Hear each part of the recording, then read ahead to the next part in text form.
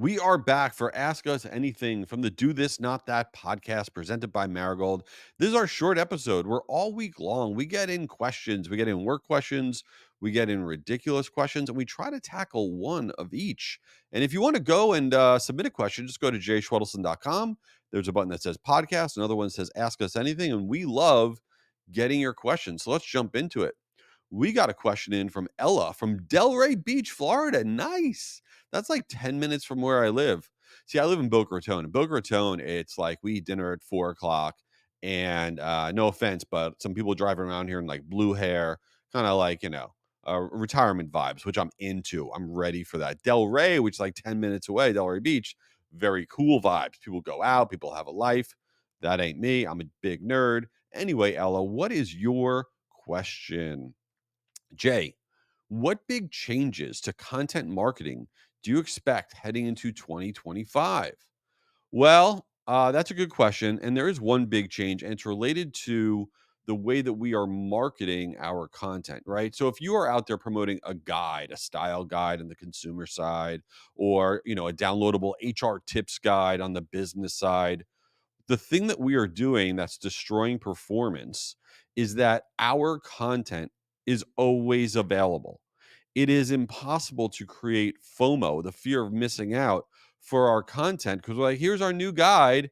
And don't worry, it's going to be on our resources tab for the next 45 years.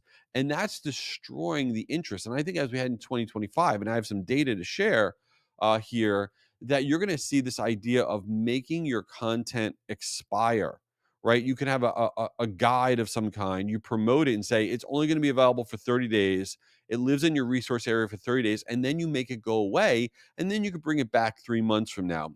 I think this idea of making content expire, even though it's not like a milk carton that just goes bad, is going to be a hot new trend. And, we see it in a lot of consumer products, right? So the Starbucks pumpkin spice latte, people get excited when it comes around because they know it's not going to always be around forever. They could easily make that available forever. McDonald's has their McRib, which is completely disgusting. And yeah, it's only available at certain times. People jump all over that. McDonald's can make that available forever. What about Girl Scout cookies? Those could be available forever, right? And they're not even that good. But when they become available, we all jump on it. And, even Netflix, if you think about what Netflix does, everything's available all the time, but it really isn't, right? So every month they come out with the stuff that's leaving Netflix soon. So, for example, this month they said Dumb and Dumber, okay, is leaving Netflix this month. And you're like, all of a sudden I saw that. I'm like, oh no, I need to go watch Dumb and Dumber, which is ridiculous because, first of all, it's available on 10 other platforms. Second of all, I've seen it 400 times. But this idea of it's not going to always be there, it gets our juices flowing to want to react and want to engage with it, even when it's something that has been sitting there like Dumb and Dumber forever. So here's the stat. This is new data. Content offers promoted as expiring in a 30-day period have a 145% higher consumption rate in the first 30 days than non-expiring content offers. What do I mean by that? Let's say you're out there promoting an HR guide of some kind. And if you are making it expire and you're promoting the fact that it's going to expire, you see the download rate, the consumption rate be 145% higher in that first 30-day period than if you just say, here it is, it's available all the time. So you could promote it and say things like, last chance, this HR guide disappears in 3 days. Final call, HR pros are grabbing this before it's gone. Time's up. Get your HR guide before it's pulled. Last day to download the 2025 Ultimate HR Guide. FOMO alert, the HR guide is gone in 72 hours. And you could do this for consumer content, for business content. But if you're just making your content available all the time, it's going to live on your resources tab. You are making a mistake. There's no way to create FOMO, and that's why you're seeing lower and lower performance for your content. So take your content, make it available for 30 days, build this campaign around urgency, make it go away. Okay, update it a little bit, bring it back 90 days later, and this is how you win the game.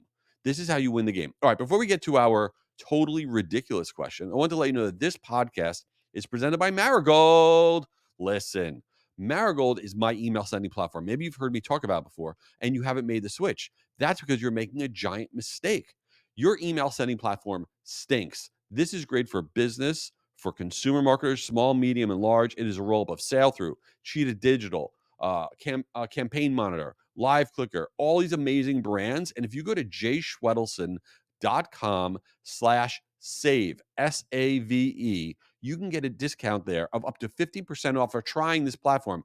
I'm telling you, I've been using it for years. I send out billions of emails. Check it out at jayschwedelson.com/save. It's worth your time. All right, let's get into the ridiculous question. We got a question in from Sofia from Portland, Oregon.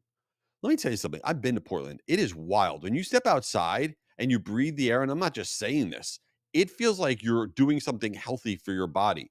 It is the only place on earth I've ever felt that way, that like you breathe the air, you're like, this is how air is supposed to feel. It's amazing. So I'm all in on Portland, although it's really far from where I live. All right, Sophia, what is your question? Jay, do you have any hobbies? And if not, would you consider starting any of these in 2025?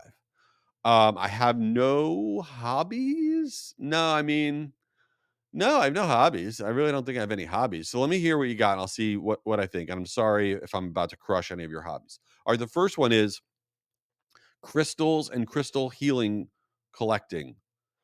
I don't have any idea really what that means. Although I was at a trade show and somebody came up to me with a box of crystals and they said, "Which of these crystals like speaks to you?" And then I picked one out and they gave it to me and they said, "This means whatever the hell it means, and you should hold on to this." It was a very nice interaction, but I was like, What is actually going on here?" So if you're into crystals, cool. You probably shouldn't give them to me because I have no idea what's going on. What about becoming a wine snob? 0% chance. When I'm out with somebody and they look at the wine list and they start saying stuff about regions or grapes or years, I instantly look at them and say, "You are a total loser." In my mind, that's what I am saying. Now, maybe you know about this stuff. Maybe like Jay, you don't understand. Blah blah. Okay, great, good for you. I'm very proud of you. I think it's ridiculous. Give me a boxed wine. It's fine. Anyway, rock climbing. No, 0% chance. I'll tell you why. I was on a family trip with my kids and all, and we were at Zion National Park, and it was amazing. Fantastic trip. You got to go. And we did rappelling with this dude, this guide. Like you go rappelling down like, the side of like a big high rock formation or whatever. And my wife and kids did fine. And they put you on with the ropes and it's all safe and everything. But when I had to go, I don't know how high up, we're like 100 feet up or whatever we were, and they had me, "All right, you go." I I don't think I've ever cursed more in my life. I dropped like 400 F-bombs in the span of like 10 seconds rappelling down this thing, and of course, there's a lot of video that my kids took of me going down, and when I got down, I'm like, "I am never doing that again." So, all of that stuff is not in my wheelhouse. I am an embarrassment to the rock climbing, rappelling, universe. I'm so sorry. All right.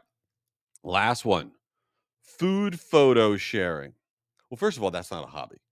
I mean, if you are taking photos of your food, putting it on whatever social media, and that is a hobby, like you straight up say, "This is my hobby," that's weird. I think it's fine. You want to take a picture of your food and you want to share it around and say, "Listen, I just had this great meal. You got to go check out this restaurant." Love that. You do you.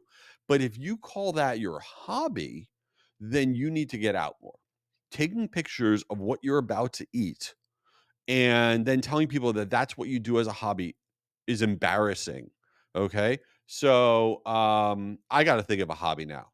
Maybe my hobby is making fun of other hobbies. I'm very good at that and I'm enjoying that a lot.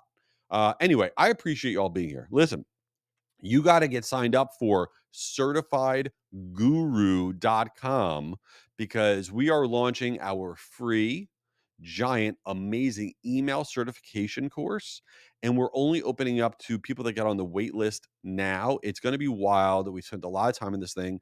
Check it out at certifiedguru.com before we shut that wait list, and then it's opening up for real in the next few weeks. Appreciate you being here. Leave this thing a review if this wasn't the worst podcast you've ever heard. It helps the algorithm. I would appreciate you, and be awesome. Later.